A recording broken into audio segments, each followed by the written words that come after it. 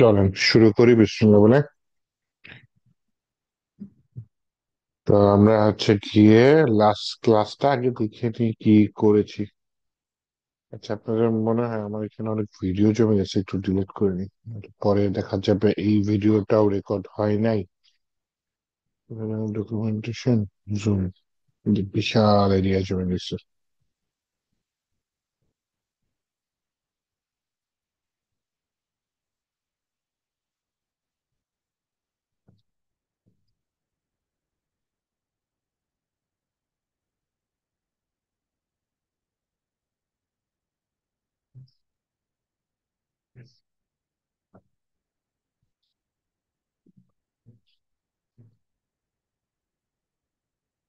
হুম, শুধু এটুকু থাকলো, বাকি সব চলে গেছে। ওকে, এইবার আসেন আপনাদের ড্রাইভে প্রবেশ করি, দেখি সেখানে কি আছে। আপনারা হচ্ছেন 263 ব্যাচ।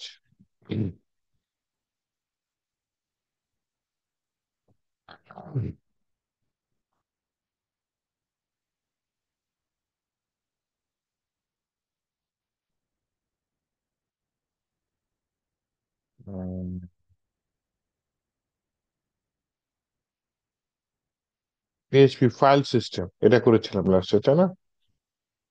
অনেকগুলো ফাংশন লিখেছিলাম, তাহলে তো প্রায় হয়েই গেছে আমাদের র পিএইচপি দেখা। আর হয়তো একটু বাকি আছে, চলুন দেখি। সিলেবাসে যা আছে তার মধ্যে হয়তো অল্প একটু বাকি আছে। উম যে ফাইল সিস্টেম দেখা শেষ আমাদের। পিএইচপি আইএনএ আমার যতদূর মনে পড়ে আমি দেখেছিলাম। এরপর একটু দেখাই দিই পিএইচপি আইএনএ। এটা কি একটা ফাইল? এটা কোথায় থাকে? পিএইচপি সেটিংস এ থাকে। যদি কেউ কিছু বলতে চাচ্ছিলেন? স্যার এটা দেখাইছেন। দেখাচ্ছেন না, হ্যাঁ। আচ্ছা, তাহলে এটা ওই সেটিংস গুলা থাকে কতগুলা, তাই না, যে কোড আকারে। জি স্যার, দেখানো হয়েছে। অ্যাপ্লিকেশন স্ট্রাকচার গাইডলাইন এটা দেখি নাই, তাই না? না,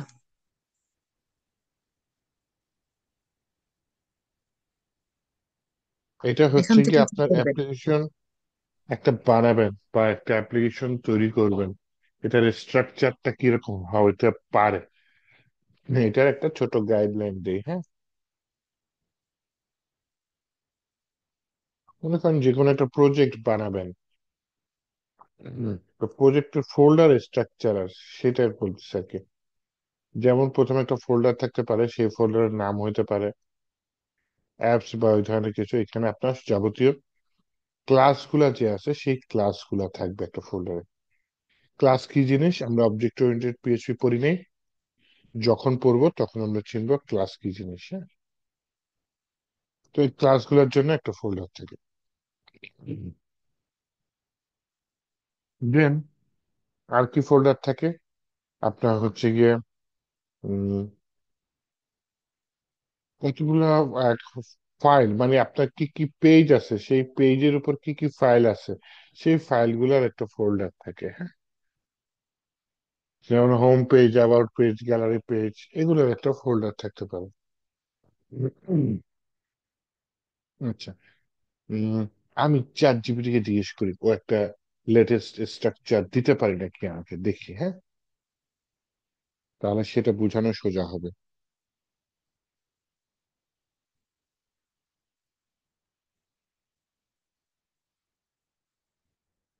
আচ্ছা, আবার কি হতে পারে, আপনার ওয়েবসাইটে যতগুলা ইমেজ আছে, ইমেজ গুলো আবার আলাদা একটা ফোল্ডারে থাকতে পারে। আপনার ক্লাসের মধ্যে ভাগ আছে, কন্ট্রোলার নামে একটা ক্লাস আছে, মডেল নামে একটা ক্লাস আছে, এগুলা ক্লাসগুলো আলাদা আলাদা ফোল্ডারে রাখতে পারে। আমি যেটা বলছি পিএইচপি অ্যাপ্লিকেশন স্ট্রাকচারাল গাইডলাইন, দেখি আমাকে কি দেয়।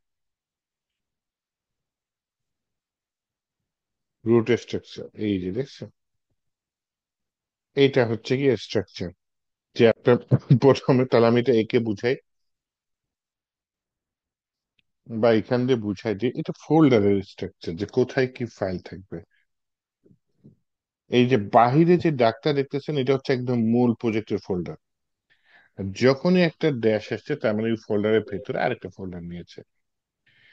যেমন হচ্ছে কি এখানে অ্যাপ নামে একটা ফোল্ডার নিয়েছে। এই অ্যাপ নামে ফোল্ডারের ভিতরে কি আছে, কন্ট্রোলার্স নামে একটা ফোল্ডার আছে। এখানে কি থাকে, এক ধরনের ক্লাস থাকে যেটা অবজেক্ট ওরিয়েন্টেড পিএইচপি তে আমরা শিখবো। মডেলস এক ধরনের ক্লাস। হ্যাঁ, ভিউজ মানে ইউজার কি কি দেখতে পারবে পেজ, এই ভিউজ ফাইলগুলো এখানে থাকে। সার্ভিসেস বাদ দেন, ওগুলা আমরা কি বলে ফ্রেমওয়ার্ক ছাড়া খুব একটা ইউজ করি না। কনফিগ ফাইল এটা থাকতে পারে, মানে আপনার কনফিগারেশন কি হবে। পাবলিক নামে এখানে একটা ফোল্ডার আছে। পাবলিক ফোল্ডারটাই হচ্ছে গিয়ে মূল ফাইলটা থাকে, যেখানে হচ্ছে যে ইন্ডেক্স ডট পিএইচপি হোম পেজটা থাকে। হ্যাঁ, এই পাবলিক ফোল্ডারের ভেতরে আপনার আবার এই যে দেখেন সিএসএস ফাইল আছে, পাবলিক ফোল্ডারের ভেতরে আবার জেএস ফাইল আছে।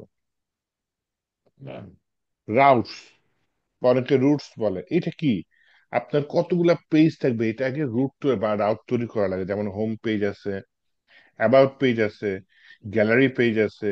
এই পেজগুলো প্রথমে রাউট থাকবে, সেই রাউটের সাথে আপনার ভিউ এর ফাইলের কানেকশন থাকে। হ্যাঁ,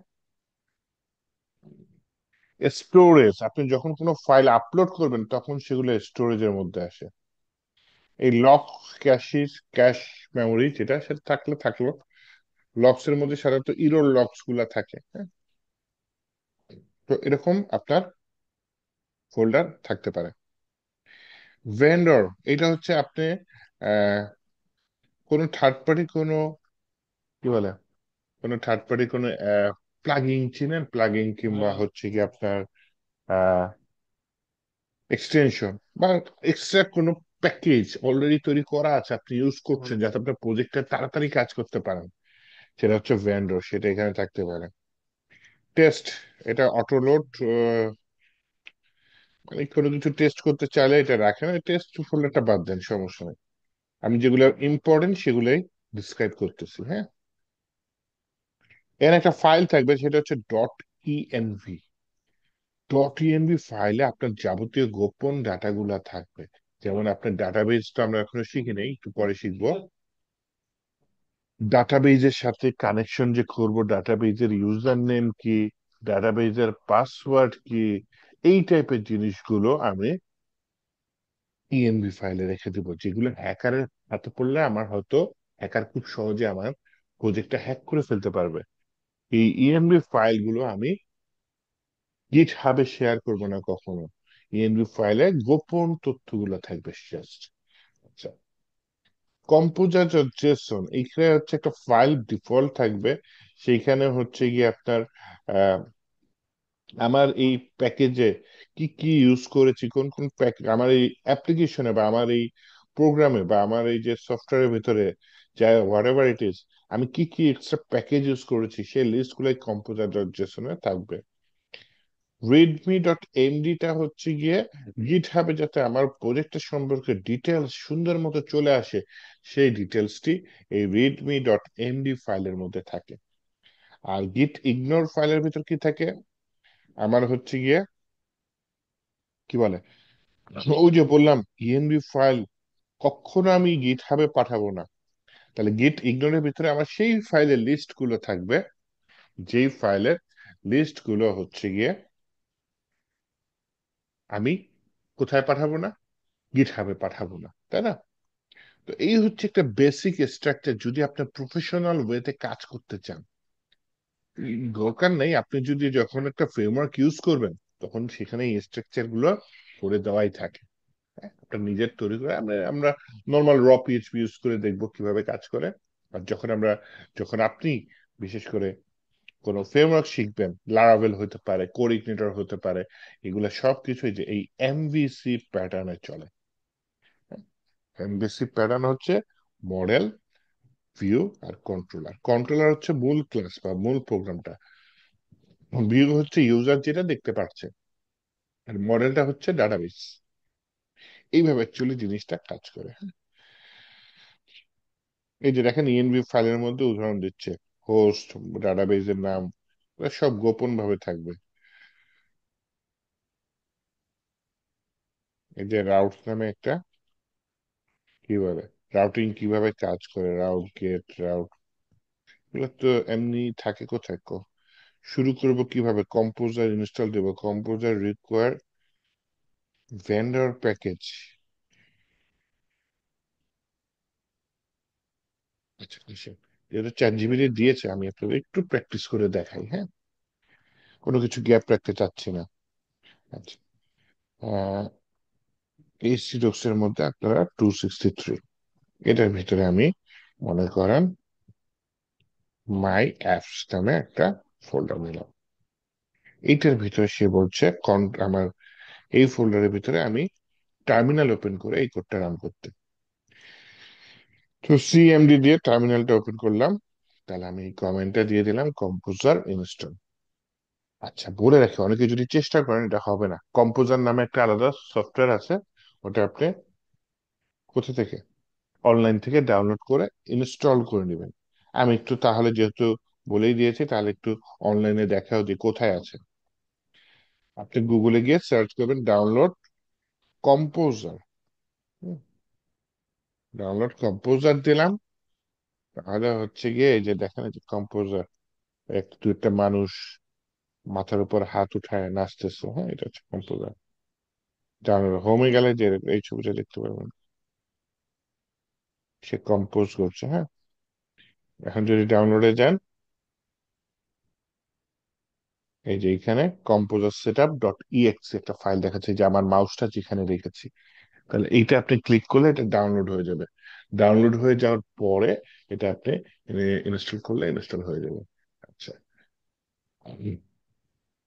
তাহলে এটা যেহেতু ডাউনলোড করে ইনস্টল করলে ইনস্টল হয়ে যাবে, আমার পিসিতে অলরেডি আছে, থাকার কথা। Composer could not be, composer could not find a composer dot JSON file.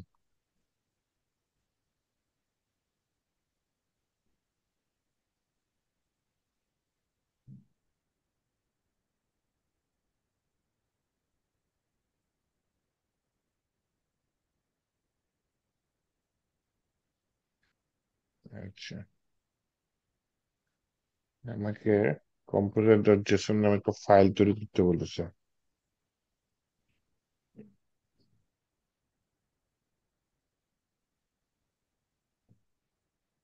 হুম।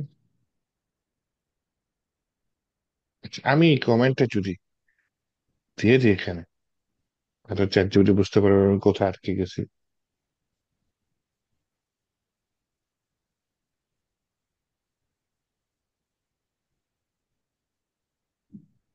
একটা নতুন ফাইল তৈরি করতে বলেছে, হ্যাঁ।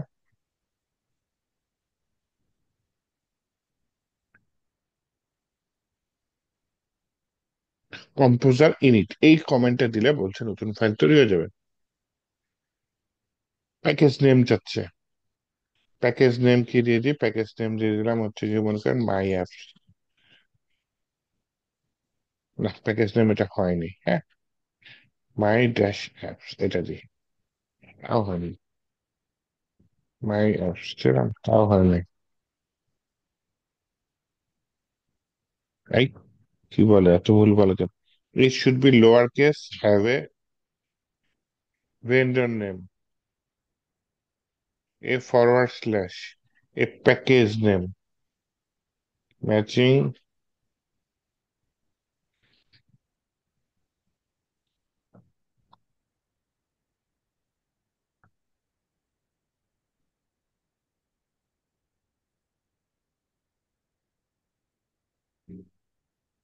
আমি এটা স্কিপ করতে পারি বলতেছে।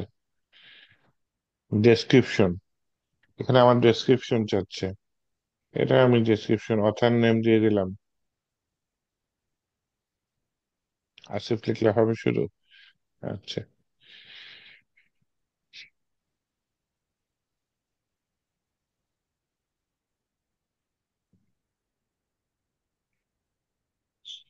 স্টেবল এখানে নাই, STABLE দিলাম। দেন হচ্ছে কি আমার কাছে কি চাচ্ছে, প্যাকেজ টাইপ,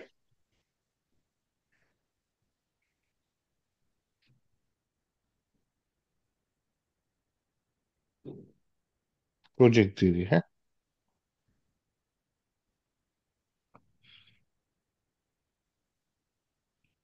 লাইসেন্স, লাইসেন্স আপাতত অপশনাল, ফেলা দিয়ে ওকে। would you like to define would you like to define your dependencies? Yes. Search a package.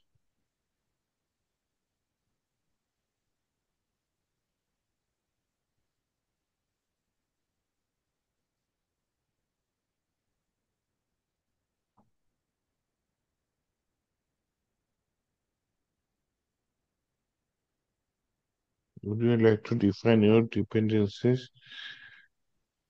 Oh,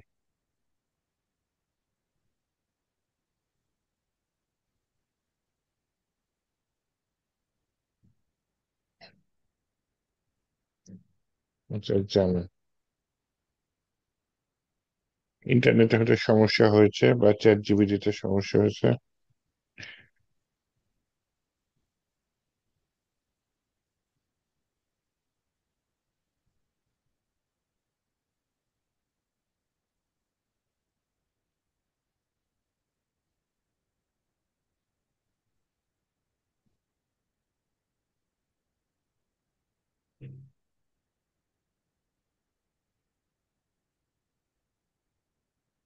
PSR সবুজ দিয়ে দেখি প্র্যাকটিস পাই কিনা। বিভিন্ন প্যাকেজ চাচ্ছে আল্লাহ। ফাউন্ড 15, না দরকার নেই আমি এটা। Yes. কি আমার ফাইলটা তৈরি হয়েছে কিনা, না হলে আমি হচ্ছে কি ভুল করেছি। আমি ফোল্ডারটাতে যাই, ফোল্ডারটা হচ্ছে কি, যে কম্পিউটার যেসন আসছে আসছে। এটা যদি ভিএস করে খুলি, দেখবো হচ্ছে অনেকগুলা লেখা আসছে এখানে কম্পিউটার যেসন। হ্যাঁ, আচ্ছা। এই কম্পিউটার যেসনে আমার প্রজেক্টের যাবতীয় ডিটেলস এটা চলে আসছে। হ্যাঁ, আমার এটা আসলে, যখন আপনি কোনো ফ্রেমওয়ার্ক নেবেন এগুলো না তৈরি করে দেয়, কষ্ট করে তৈরি করা লাগে না। আর ম্যাক্সিমাম দেখা যায় ফ্রেমওয়ার্কের সাথেই কাজ করে। তারপর আমি দেখিয়ে দিলাম কিভাবে যে কম্পোজার জেসন ফাইলটা তৈরি করবেন, লাস্টেরটা স্কিপ করাই ভালো ছিল। হ্যাঁ, আমি ওই যে প্যাকেজ সার্চ করতে গিয়েছে, ঝামেলা হয়েছে, পরে স্কিপ করে যেখানে চলে এসছি। আসার পরে এখন দেখেন আমাকে এটা ইনস্টল করতে হবে না। যদি একটু আসি এখানে,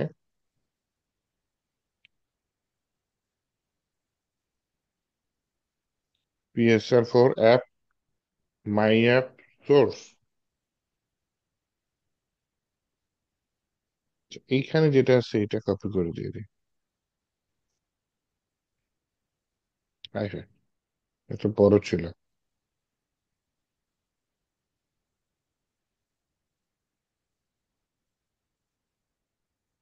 এইটা ছোট আছে, হ্যাঁ এটা কপি করে দিয়ে দিই। এটা কি অ্যাকচুয়ালি বলে পিএসআর, মানে এটা একটা সিস্টেম, মানে একটা কি বলে স্ট্রাকচার, যে স্ট্রাকচার আপনি ফলো করে কাজ করবেন। হ্যাঁ, তো এটা কি অটো লোডের মধ্যে আছে, তার মানে কি আপনি একটা ক্লাস, আমি তো ওপি শিখাইনি তাই না, ওপি শিখলে বুঝতে পারবেন। ক্লাস নামে একটা জিনিস থাকে, সেটা যাতে অটোমেটিক, ওখানে নেম স্পেস নামে একটা অপশন থাকে যেটা অটোমেটিক নিয়ে আসে। হ্যাঁ,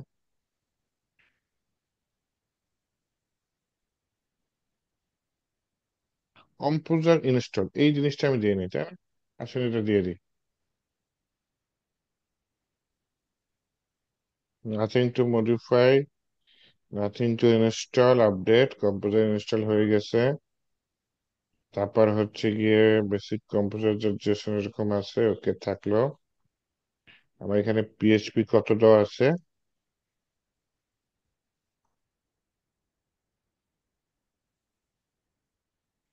রিকোয়ার, রিকোয়ার নামে কিছু আছে, এবং এখানে রিকোয়ার নামে এখানে দিয়েছে, দেখছেন আমার এখানে কিছু দেয়নি।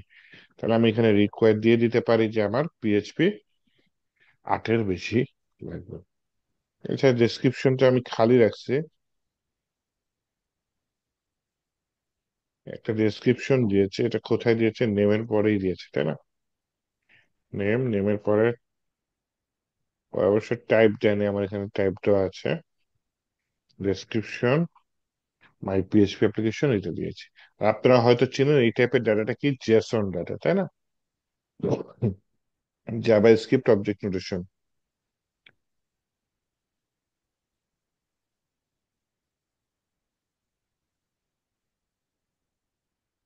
এটা এটা দিলে কিছু হয় কিনা?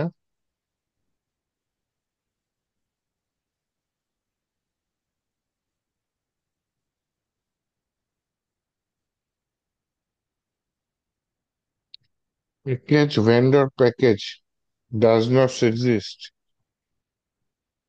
Which version currently would you like to use?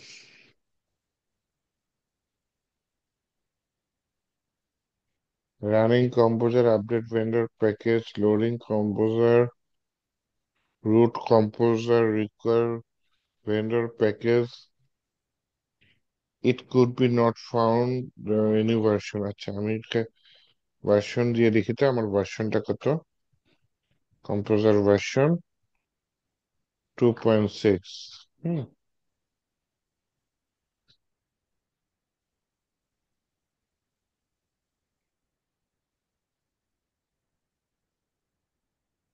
আচ্ছা, এখানে উপর আবার লিখে দিয়েছি, if you want to create a specific PHP package directory library you can add them by composer. আচ্ছা, ভেন্ডর দিয়ে প্যাকেজের নাম। আমি যদি কোনো আলাদা কোনো প্যাকেজ ইনস্টল করতে চাই তাহলে এইভাবে করতে পারি। ওকে, থাক তাহলে, যেহেতু আমরা ওপি খুব একটা করি নাই। এই যে দেখেন, কম্পোজার জেসন আসছে, একটা ভেন্ডর নামে ফোল্ডারে চলে আসছে, এর ভিতরে কম্পোজারে চলে আসছে, দেখছেন কত কিছু চলে আসছে, অটোলোড, ইনস্টল জেসন বা এগুলো হচ্ছে কম্পোজারের থ্রুতে ইনস্টল করার কারণে আমার এই জিনিসগুলো চলে আসছে। ওকে, তাহলে এখন আসেন আমি হচ্ছে গিয়ে কি কাজ করি আপনাদের, জাস্ট একটা ছোট্ট জিনিস বুঝাইতে গিয়ে এতগুলা কথা বললাম। অ্যাপ্লিকেশন স্ট্রাকচার গাইডলাইন কি, জাস্ট আপনি একটা অ্যাপ্লিকেশন তৈরি করবেন, সেটার স্ট্রাকচার মানে ফোল্ডার স্ট্রাকচার, কোন ফাইলের ভিতর কি থাকবে, এটার একটা বিস্তারিত আলোচনা করলাম। হ্যাঁ, অ্যাপ্লিকেশন স্কেলেটন, এটা হচ্ছে আঁকাঝোঁকা করে আর কি, কোন পেজের মধ্যে কোন পেজ কোথায় কি আছে, এটা হচ্ছে গিয়ে বোঝাচ্ছে পিএইচপি অ্যাপ্লিকেশন স্কেলেটন।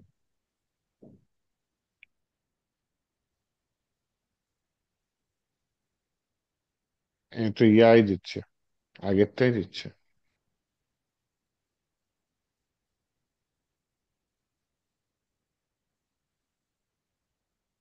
আগের ছিল কি আগেরটা?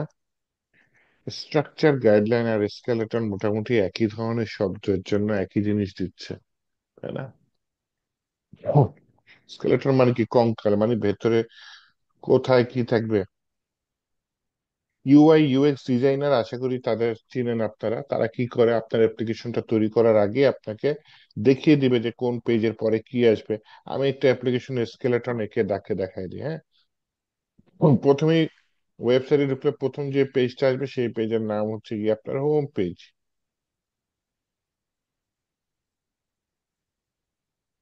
কিন্তু হোম পেজে আসতে গেলে আপনাকে লগ ইন করতে হবে।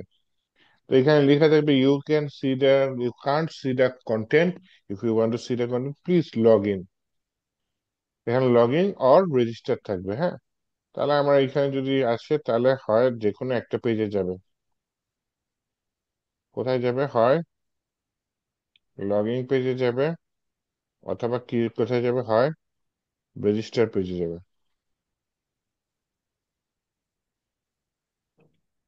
এটা হচ্ছে কি আপনার কি log in page,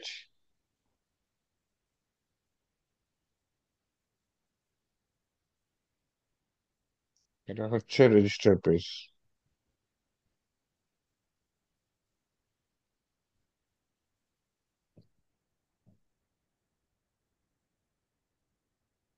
log in page, register page, এটা যদি হয় তাহলে হচ্ছে কি আপনার যেটা হবে, লগ ইন পেজে লগ ইন করার পরে তারপর হোম পেজে আসলে হোম পেজের কন্টেন্ট গুলা সব কি ভিজিবল হবে।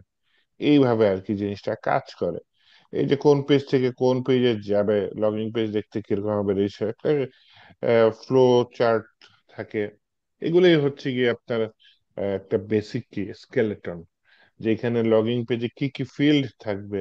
হ্যাঁ, ডিজাইন ছাড়া জাস্ট একটা দিয়ে লেআউট দিয়ে দিল যে এরকম থাকে। এটা কোনো আমি কালার কি টালার কি কিছু বলছি, কিচ্ছু বলিনি, তাই না?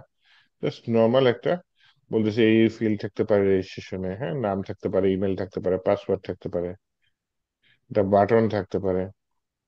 এই যে কঙ্কালের মতো এঁকে দিলাম, এটা হচ্ছে অ্যাপ্লিকেশন কি, স্কেলেটন।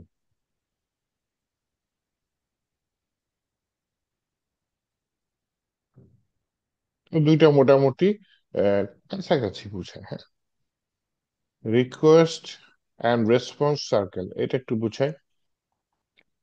আপনার হচ্ছে গিয়ে রিয়েল লাইফে যেটা হয়, আপনার তো এখন এই মুহূর্তে আমরা কম্পিউটারে কাজ করতেছি, রিয়েল লাইফে যেটা হয় একটা ব্যবহারকারী আসে, সে কোথার ইন্টারনেটে কি এর মাধ্যমে ঢুকে, ব্রাউজারের মাধ্যমে ঢুকে, তাই না? তাহলে ব্যবহারকারী এসে প্রথমে কোথায় যাবে? ব্রাউজারে যাবে। ব্রাউজারে আসার পর এখানে ব্রাউজারে আপনার ওয়েবসাইটে কি একটা ঠিকানা থাকবে, তাই না? যেটাকে অনেকে কি বলে, ইউআরএল। ইউআরএল লিখে হিট করলে প্রথমে রিকোয়েস্টটা যায় কোথায় জানেন? রিকোয়েস্টটা যায় হচ্ছে কি আপনার আইএসপির কাছে।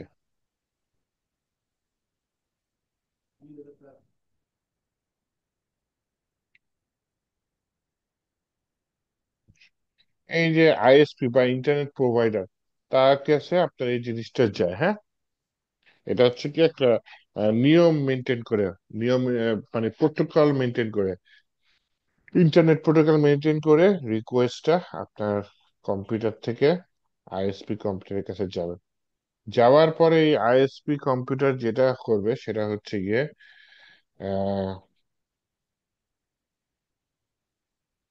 আইএসপি কম্পিউটারের ভেতরে কতগুলো কি থাকবে, ডাটা থাকবে, যে আপনি যে ইউআরএল হিট করতেছেন ওই সার্ভারটা কই আছে। সার্ভারটা হয়তো ইন্ডিয়ায় আছে, সার্ভারটা হয়তো সিঙ্গাপুরে আছে, অথবা সুইডেনে আছে, অথবা ইউকে অথবা আমেরিকায় আছে। আইএসপির কাছে থাকে, হ্যাঁ, সার্ভারটা কই আছে। আইএসপি সার্ভারের কাছে যায়, রিকোয়েস্টটা জাস্ট পাস করে দেয় সার্ভারের কাছে। সার্ভার চেক করে যে যে রিকোয়েস্টটা আসছে সে আসলেই এই ডাটাটা পাওয়ার যা আর কি হকদার কিনা, নাকি হ্যাকার টেকার, হয়তো পাসওয়ার্ড জিজ্ঞেস করতে পারে, what ever it is. Server দেখবে যে জিনিসটা ঠিক আছে কিনা। হইলে সার্ভার কিন্তু ব্রাউজারে সরাসরি দিতে পারবে না, সার্ভার দিবে কার কাছে? সার্ভার দিবে আবার আপনার আইএসপির কাছে, হ্যাঁ। So, যাবে হচ্ছে কি আইএসপির কাছে। এই আইএসপি হচ্ছে গিয়ে আবার কি করবে, রিকোয়েস্টটা গ্রহণ করে সে করবে হচ্ছে গিয়ে ফেরত পাঠিয়ে দিবে ব্রাউজারের সাথে। তাহলে এইভাবে কাজ করে জিনিসটা, হ্যাঁ। ব্রাউজার থেকে যাবে আইএসপির কাছে, আইএসপির কাছ থেকে যাবে সার্ভারের কাছে রিকোয়েস্ট।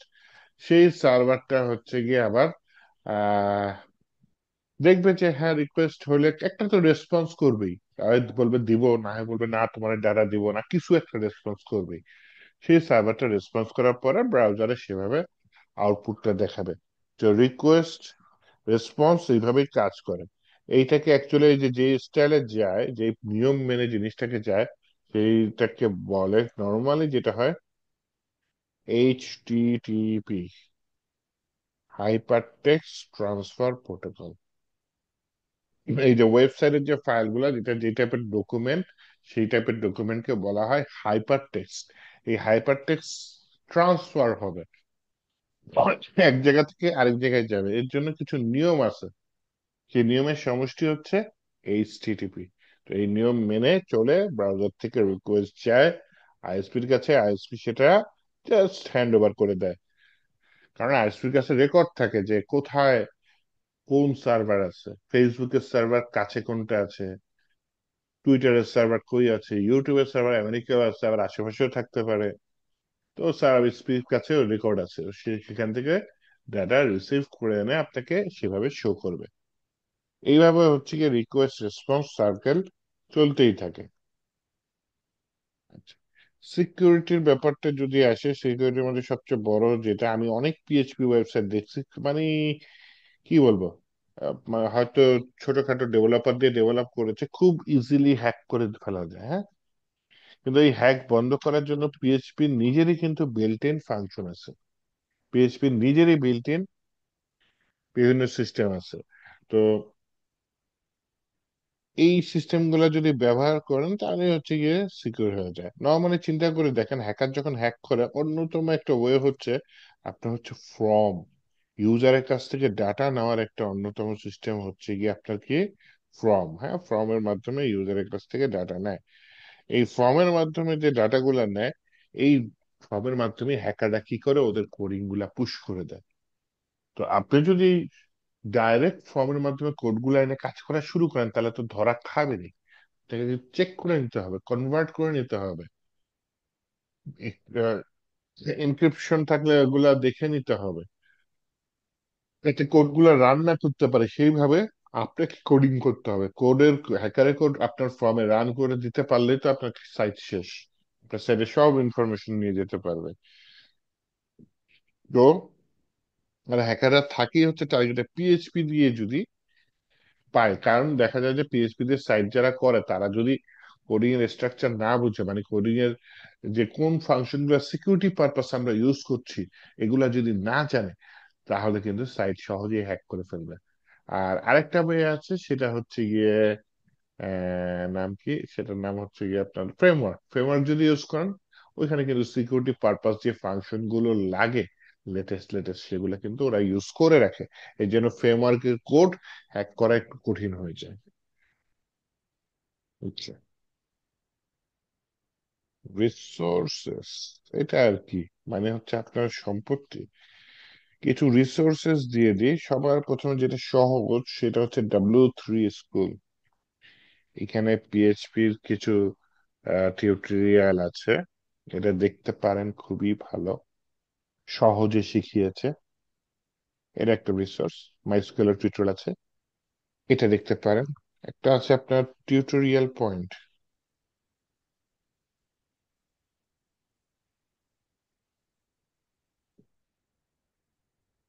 এখানেও অনেক ইয়ে আছে, পাইথনও আছে, পিএইচপিও আছে, ঠিক আছে। পিএইচপির অনেক কোড আছে, এখান থেকে আপনারা কিন্তু নিয়ে দেখতে পারেন।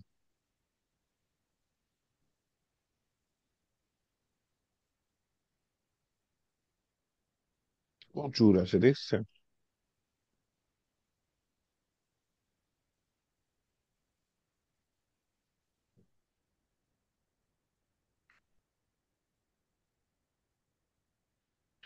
এই টিউটোরিয়াল পয়েন্টে যদি দেখেন, আপনার কিন্তু অনেক ধারণা ক্লিয়ার হয়ে যাবে, এবং W3 স্কুলের থেকে অনেক কিছু আছে এখানে বেশি।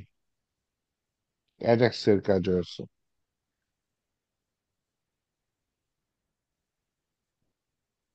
বাগ ডিবাগিং, অনেক কিছু আছে, তাই না?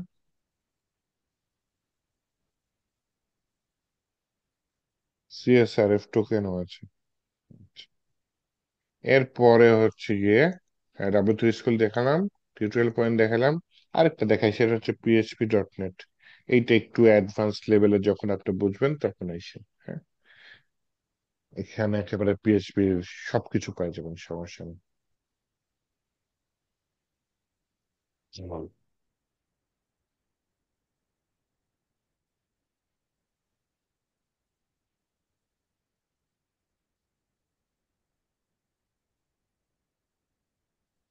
এখান দিয়ে আপনি যে ডকুমেন্টেশনে গিয়ে আপনার যা যা লাগে, মনে করেন আপনি অ্যারে দেখতে চাচ্ছেন,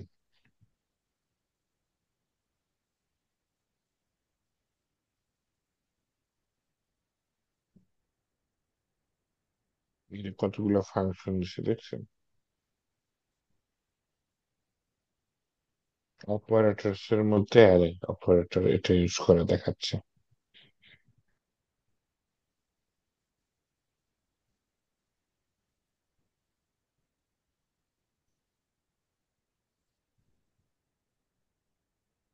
এখানে দেখেন কত কিছু আছে,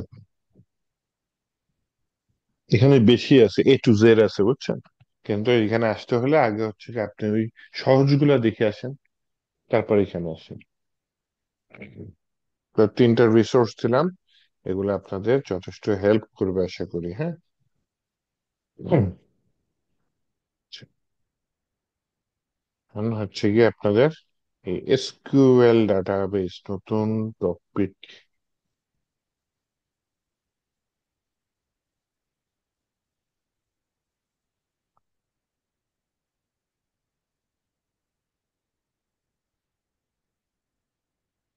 দেব? কয়জন আছেন দেখি? 6 জন আচ্ছা আছেন, দিয়ে দেখান। দিই।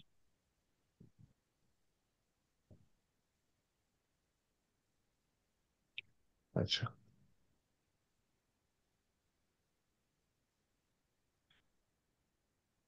আচ্ছা, ডাটাবেস ফান্ডামেন্টাল, এখানে কিছু দিয়েছে, আর কি দেখি? আচ্ছা ঠিক আছে, ফান্ডামেন্টালি দেখাইছে।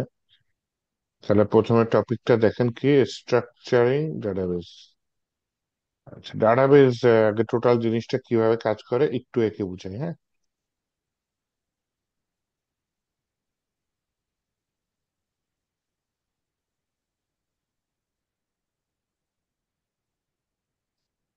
ডাটাবেস হচ্ছে পিএইচপি, যে চিন্তা করে দেখেন, পিএইচপি কিন্তু মূলত প্রসেসিং এর কাজ করে, হ্যাঁ।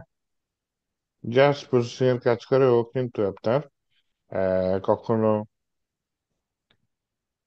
ডাটা মনে রাখতে পারে না। আপনি যখনই পিএইচডি লোড দিবেন, ও ডাটা, আগে ডাটা সব ভুলে যাবে। ওই যে একটা সিনেমা ছিল না, ওই যে শর্ট টাইম মেমোরি লস, আমির খানের, ওরকম অবস্থা, হ্যাঁ। পিএইচপি সাময়িক সময়ের জন্য মনে রাখে, ভেরিয়েবলের মধ্যে ডাটা গুলা রাখবেন যেগুলো, সেগুলো মনে রাখবে। কিন্তু যখনই আপনি পেজ চেঞ্জ করবেন, আগের পেজে ভেরিয়েবলের মধ্যে কি রাখছেন ও সব কিছু সব ভুলে যাবে, হ্যাঁ। তো এইভাবে তো একটা সফটওয়্যার বানানো যায় না। সফটওয়্যার যখন বানাবেন, তখন তো কে রেজিস্ট্রেশন করেছে, কে লগ ইন করেছে, সব ডাটা স্টোর করে রাখতে হয়, তাই না? বা ই কমার্স প্রজেক্ট যদি করেন, আপনার কি কি প্রোডাক্ট আছে, এটার লিস্ট, হ্যাঁ, কে প্রোডাক্ট নিয়েছে, এগুলো সব কিছু কি করার লাগে, আপনার হচ্ছে গিয়ে লিস্ট করে রাখা লাগে, তাই না? তো সেভ করে রাখা লাগে ডাটাগুলা। তো ডাটাগুলা সেভ করার জন্য আমার কি লাগবে? ডাটাবেস লাগবে। ডাটাবেস হচ্ছে, আমরা পিএইচপির সাথে সবচেয়ে সুন্দর ডেডলি কম্বিনেশন বলা হয় মাই এসকিউএল কে, হ্যাঁ। মাই এসকিউএল, এটা হচ্ছে আমার ডাটাবেস। এসকিউএল ফুল ফর্ম হচ্ছে স্ট্রাকচারাল কোয়ারি ল্যাঙ্গুয়েজ। তো আমি ডাটাবেসের জন্য যে ল্যাঙ্গুয়েজটা ইউজ করবো, সেটা দেখবেন কি প্রোগ্রামিং এর মতো না। সাধারণ ভাষা যেরকম ব্যবহার করি না, সেরকম ভাষা ব্যবহার করছি, ইংলিশে। তো মাইস্কুয়েলটা হচ্ছে স্ট্রাকচার কোয়ারি ল্যাঙ্গুয়েজের one kind of database. SQL এর কিন্তু আরো ডাটাবেস আছে, যেমন পোস্টগ্রে এসকিউএল আছে, হ্যাঁ, এসকিউএল লাইট আছে। তো আমরা ইউজ করবো হচ্ছে গিয়ে মাইস্কুয়েল, এটা আমাদের ডাটাবেস হিসেবে ইউজ করবো। তো মাইস্কুয়েল ডাটাবেস ইউজ করতে গেলে মনে রাখতে হবে, আমাদের একটা প্রজেক্ট সাধারণত একটা ডাটাবেসের মধ্যেই থাকে। তো ডাটাবেস, একটা প্রজেক্ট একটা ডাটাবেজের মধ্যেই থাকে। এই ডাটাবেজের মধ্যে অনেকগুলো টেবিল থাকে। যেমন ইউজারের ডাটাগুলো সব তথ্য সেভ রাখতে চাচ্ছেন, তাহলে আপনি ইউজার নামে একটা টেবিল নেন। প্রোডাক্টস এর ডাটাগুলো সব আপনি সেভ করে রাখতে চাচ্ছেন, প্রোডাক্টস নামে একটা টেবিল নেন। কোন ইউজার কি অর্ডার করেছে, এই ডাটাগুলো আপনি সেভ করে রাখতে চাচ্ছেন, তাই না? তাহলে হচ্ছে কি, এটার জন্য আপনি আলাদা একটা টেবিল নিতে পারেন। তাহলে আমি তিনটা টেবিল নিয়েছি, একটা হচ্ছে ইউজারের কি কি আছে, একটা হচ্ছে আচ্ছা ইউজারের কি কি আছে, আরেকটা হচ্ছে গিয়ে ইউজার ছাড়া হচ্ছে গিয়ে আপনার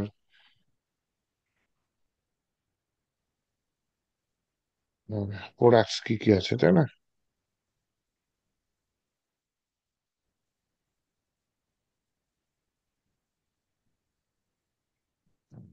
ইউজার আছে, প্রোডাক্টস আছে, আরেকটা আছে হচ্ছে গিয়ে আপনার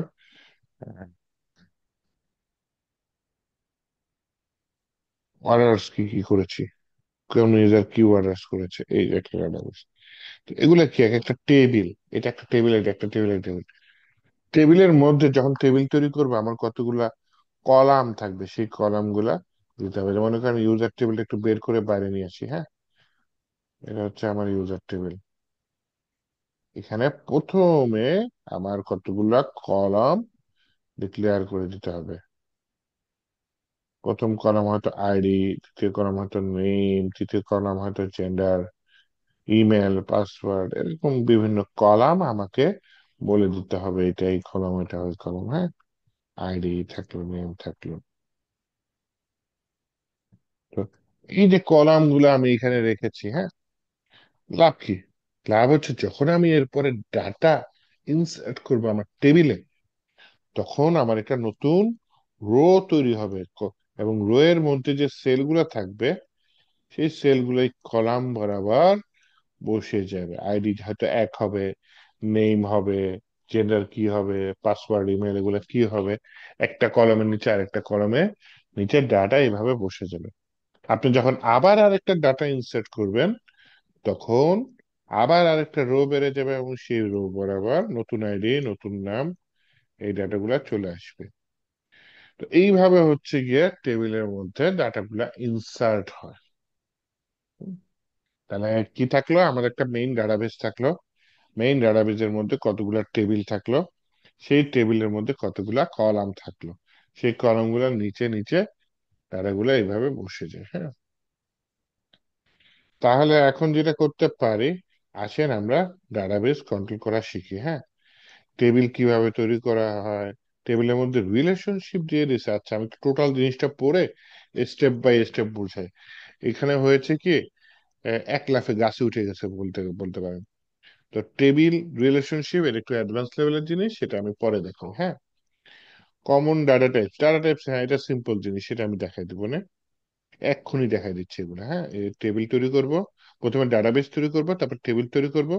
টেবিলের মধ্যে যে কলাম গুলা থাকবে, আমি তো একে বুঝাইছি, ওই কলামের গুলো ডাটা টাইপ থাকে, যে কোনটা স্ট্রিং হবে, কোনটা নাম্বার হবে।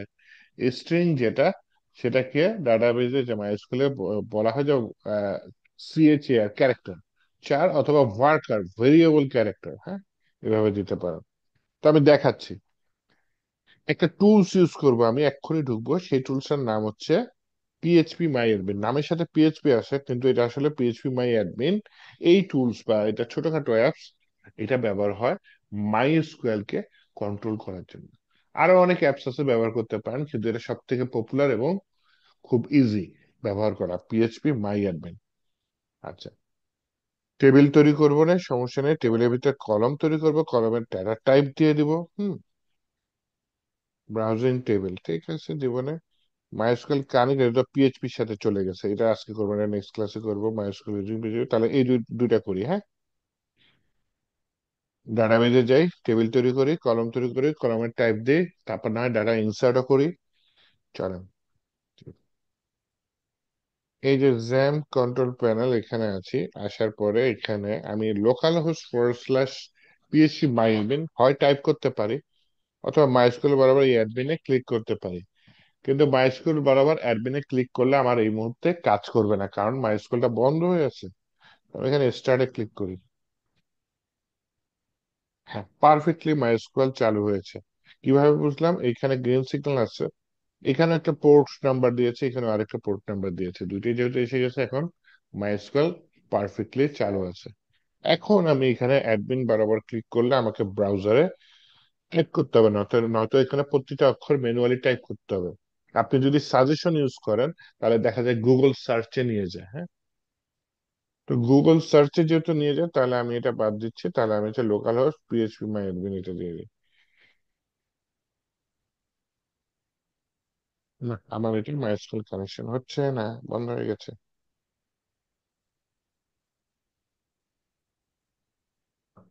করেছি কি, এসছে। এই যে পিএইচপি মাই অ্যাডমিন, এটা হচ্ছে পিএইচপি মাই অ্যাডমিন এর স্ট্রাকচার। বাম সাইডে একটা বার দেখতে পাচ্ছি, উপরে একটা নেভিগেশন মেনুর মতো কতগুলো বার দেখতে পাচ্ছি। তো কিছু কিছু জিনিস এখানে ইম্পর্টেন্ট, এগুলো না চিনলেই নয়, এগুলো একটু আমরা দেখি। হ্যাঁ, যেমন হচ্ছে বাম সাইডে দেখে নিউ নামে একটা অপশন আছে, এই নিউতে দিলে আমার নতুন ডাটাবেস তৈরি করার সুযোগ দিবে। অথবা উপরের এই যে এই বারে দেখেন ডাটাবেজেস নামে একটা অপশন আছে, তাহলে নিউতে ক্লিক করলে যে জায়গায় নিয়ে যাবে, এই ডাটাবেজেস এ ক্লিক করলেও একই জায়গায় নিয়ে যাবে। তাহলে আমি নিউতে ক্লিক করি, এখানে চলে আসে, অথবা ডাটাবেজেস এ ক্লিক করি, তাও একই জায়গায় আসছে। এখানে ডাটাবেজের নাম চাচ্ছে, আমি আপনাদের ব্যাচের নামের সাথে মিলাই রাখি, CMBD। আপনার কত, 263? জি স্যার। এখানে আমি ক্রিয়েট দিলাম, বা একটু বানান ভুলে গেছে রে। অপারেশনে গিয়ে ডিলেট ডাটাবেস দিয়ে দিই।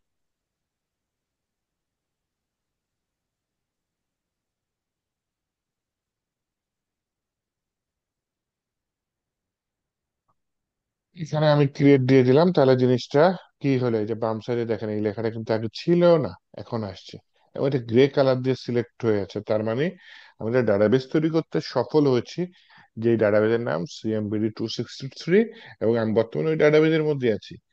কিন্তু আমি কি বলেছিলাম, ডাটাবেজের মধ্যে অনেকগুলো টেবিল থাকে, আমার এই ডাটাবেস নতুন বিধায় এখানে কোনো টেবিল নাই। তাহলে আমি কিছু টেবিল তৈরি করি। তাহলে এই যে দেখেন এখানে টেবিলের নাম চাচ্ছে। টেবিলের নাম কি দিতে পারি? টেবিলের নাম মনে করেন দিয়ে দিলাম সহজে কাজ করার জন্য ইউজার্স।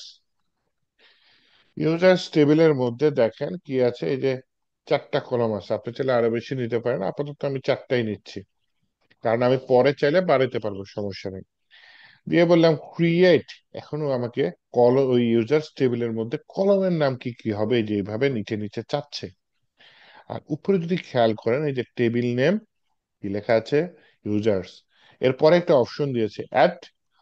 1 হলে 1, 2 হলে 2, 50 হলে 50, হোয়াট এভার ইট ইজ। নতুন করে কোনো কলাম যদি অ্যাড করতে চান এখানে সেই নাম্বারটা দিয়ে যদি গো দিয়ে দেন, তাহলে নিচে কলাম অ্যাড হয়ে যাবে। আমি দেখেন একটাই দিয়ে দেখাই, দিলাম, এই যে নিচে দেখেন এটা কোনো এক্সট্রা কলমের নাম লেখার অপশন চলে আসছে।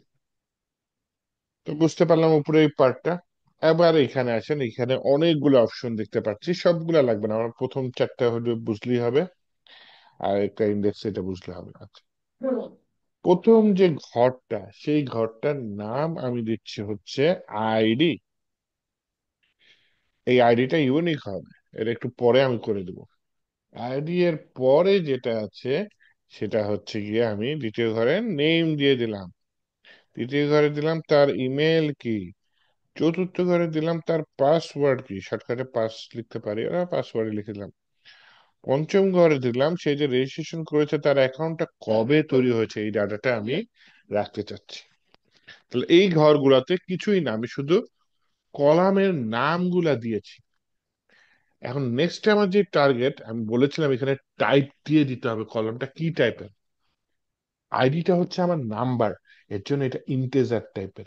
এটা বাই ডিফল্ট INT সিলেক্ট করাই আছে, তার মানে এটা আমার চেঞ্জ করা লাগবে না। নেমটা হচ্ছে স্ট্রিং টাইপের ডাটা, এখানে 1 2 3 4 না, এখানে হচ্ছে ক্যারেক্টার থাকবে, তাই না?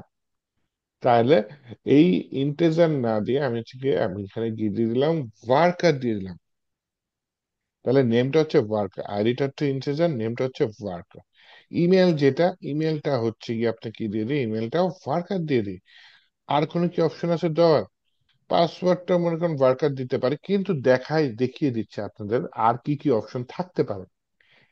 স্ট্রিং টাইপের ডাটাগুলো দেখেন, এই যে 4 আছে, ওয়ার্কার আছে, এই দুইটাই হচ্ছে কি আপনার 200 শূন্য থেকে আপনার হচ্ছে 255 এর মধ্যে আপনি ডিফল্ট রাখতে পারেন, হ্যাঁ।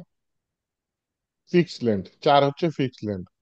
ওয়ার্কার হচ্ছে ভেরিয়েবল লেন্থ, শূন্য থেকে ওই যে কতগুলা দিয়েছে দেখছেন। কিন্তু আপনি যে 255 এর মধ্যে আপনি লিমিট দিয়ে দিতে পারেন। তো ম্যাক্সিমাম ক্ষেত্রে আমরা যে var 4 ইউজ না করে ওয়ার্কার ইউজ করি। ওয়ার্কার ছাড়া স্ট্রিং আর কি আছে দেখেন, থিনি টেক্স আছে, থিনি টেক্সের জায়গাটা একটু অনেক বেশি নেয়। তারপর হচ্ছে কি আপনার টেক্সট আছে, টেক্সটে আরো বেশি নেয়। হুম। তারপর হচ্ছে কি মিডিয়াম টেক্সট আছে। কিন্তু আমি এত বড় না নিই, আপাতত ওয়ার্কার দিয়ে চালা দিই, পাসওয়ার্ড আমার ওয়ার্কার দিলেই চলবে, হ্যাঁ। তো এখানে স্ট্রিং এর ভিতরে ওয়ার্কার দিয়ে দিলাম। ক্রিয়েটেড ডেট কবে তৈরি হচ্ছে, তৈরি হয়েছে হচ্ছে গিয়ে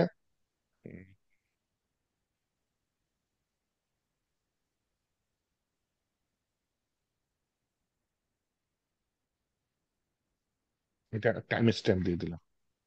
তার মধ্যে দেখেন ডেট টাইমের মধ্যে টাইম স্ট্যাম্প, তাহলে একটা নির্দিষ্ট স্টাইলে সময়টাকে আমি এই কলামের মধ্যে রেখে দিব।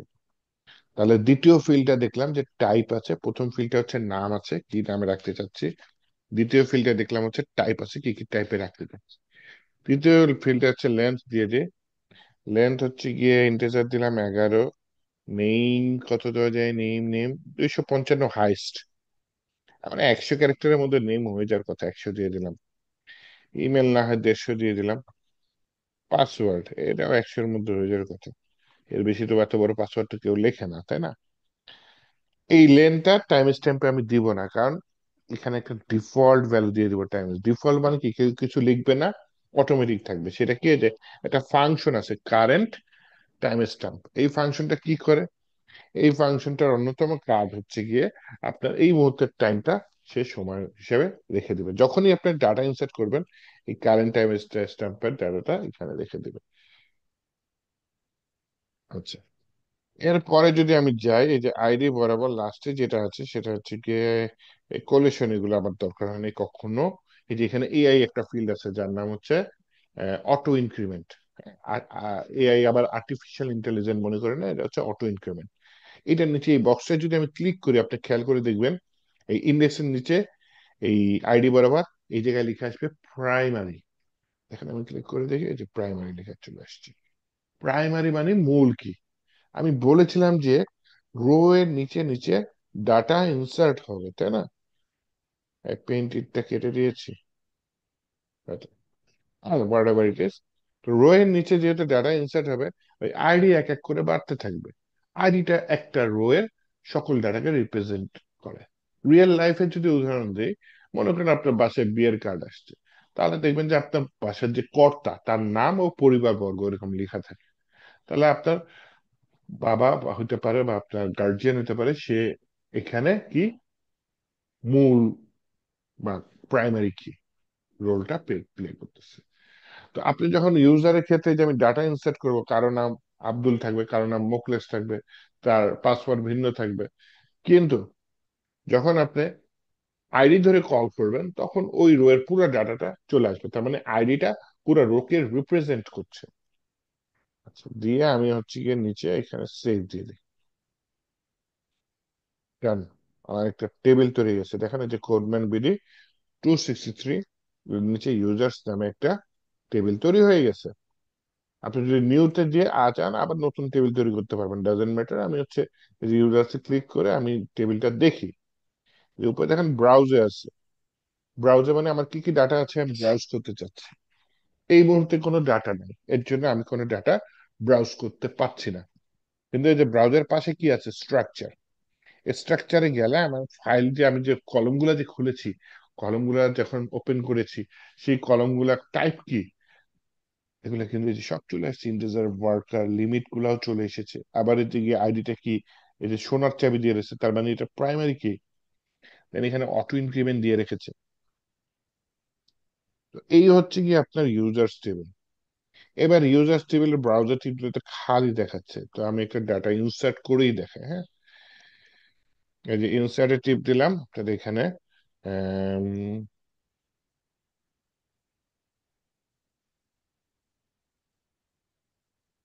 আচ্ছা, ইব্রাহিম মন্ডল বলে কাল দেখেন, আচ্ছা ধরে ফেলেছি, এটা দেখাই দিই।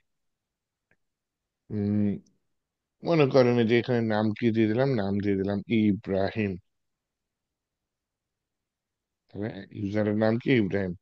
ইমেল দিলাম হচ্ছে ibrahim@gmail.com। পাসওয়ার্ড দিয়ে দিলাম 1 থেকে 8। এই টাইপ হয় না কেন? নাম লক করি, লক দিলাম, হ্যাঁ কাজ করে।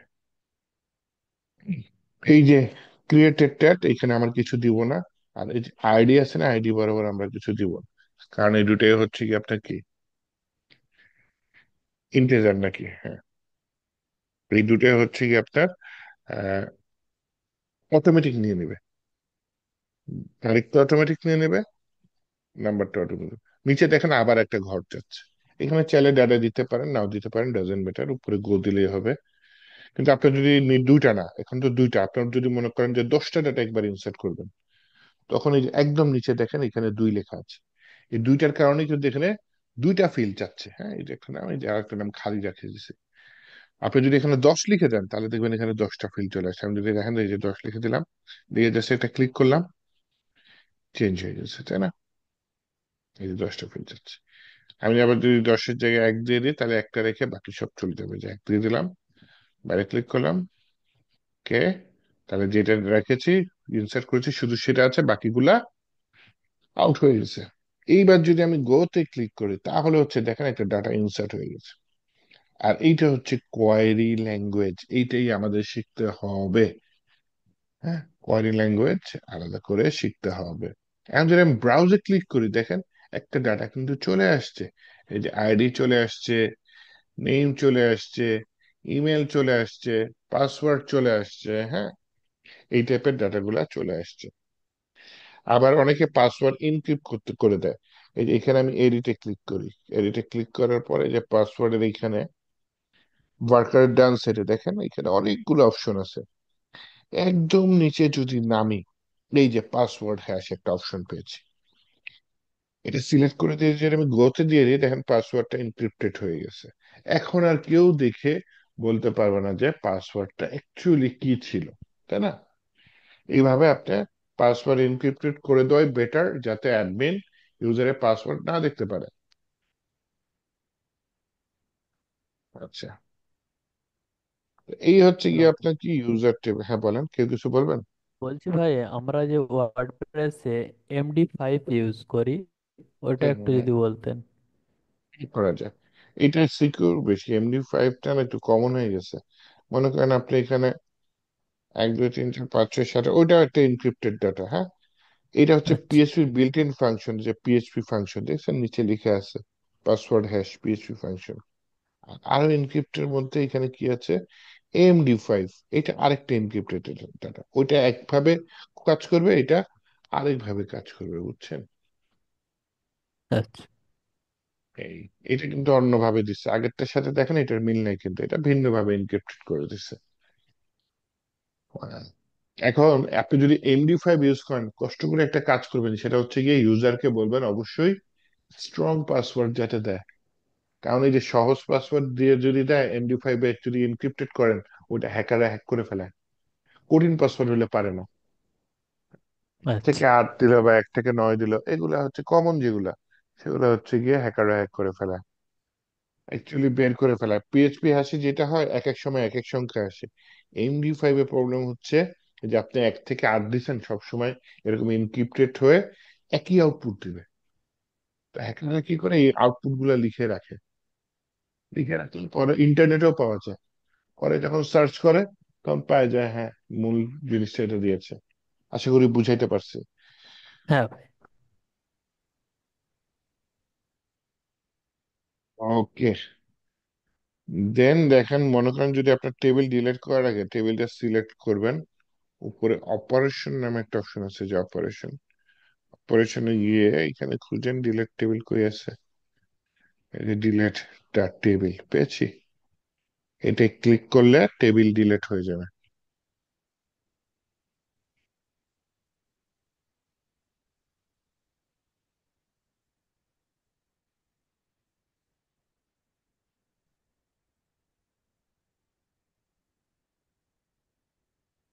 আচ্ছা, এই যে আমি যা করলাম আজকে সেটা হচ্ছে কি ক্লিক করে করতেছি কিন্তু, তাই না? দেখছেন, সব ক্লিক করে করতেছি।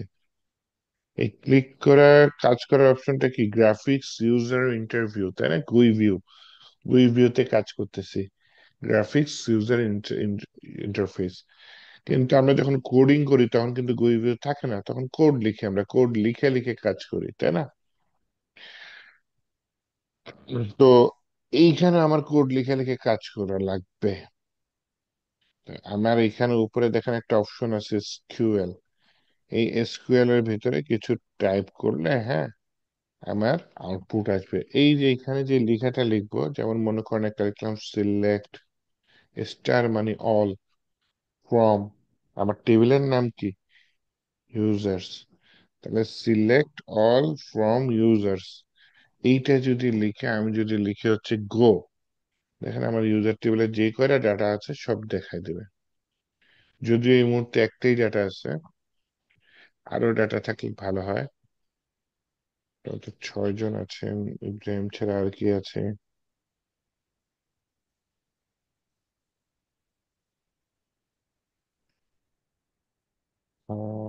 He is farmer. Ashun. HESM, বানান ভুল করবো, আচ্ছা সমস্যা নেই, ইনসার্ট করে দিই।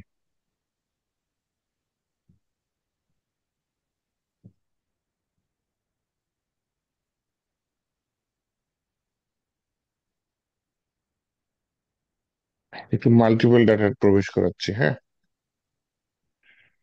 এতে একটা MD5 দিছে, আরেকটা যদি আবার PHP হ্যাশ দিই দেখতে খারাপ দেখায়, তাই না? তো দুইটা MD5 দিয়ে করে ফেলাই। পৃথা ইসলাম।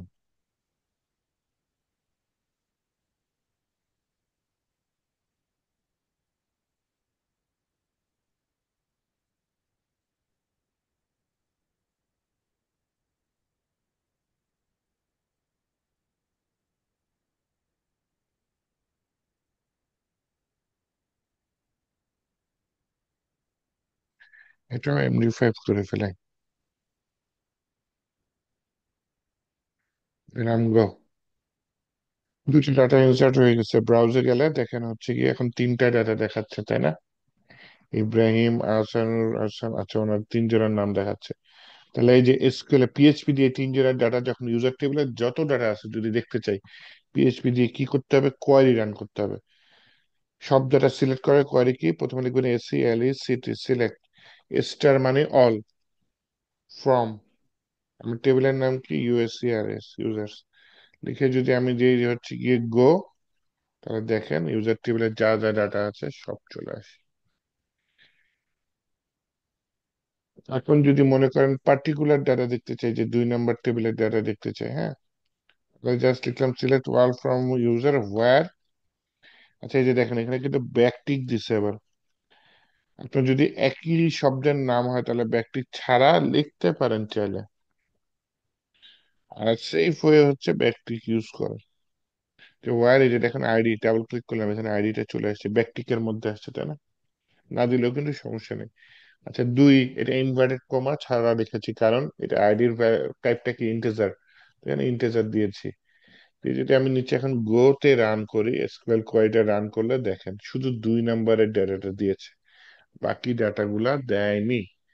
তো এইভাবে PHP দিয়ে আমরা চাইলে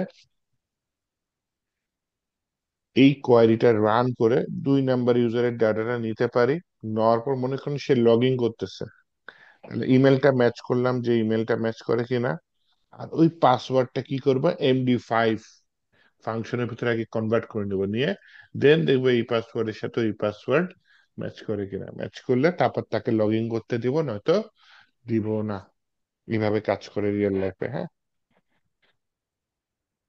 আচ্ছা, কোয়েরি আরো আছে, আহ এ পর্যন্ত থাক নাকি বলেন?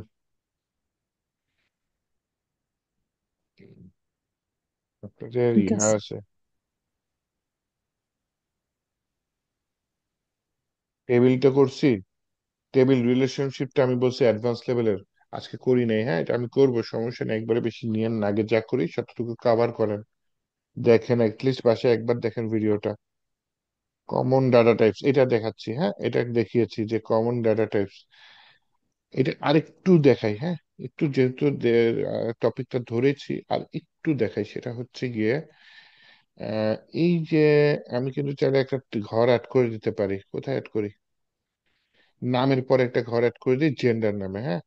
তাহলে এই যে নিচে দেখেন অ্যাড ওয়ান কলামস, কোথায়, জেন্ডারের পরে কই, জেন্ডার কই, ইমেল পাসওয়ার্ড নেম, নেমের পরে, হ্যাঁ নেমের পরে, জেন্ডারের পরে কেন খুঁজি, নামের পরে একটা ঘর অ্যাড করবো যে add on, add one columns after name, দিলাম। কলমের নামটা চাচ্ছে, নামটা দিয়ে দেবো এখানে কি, জেন্ডার।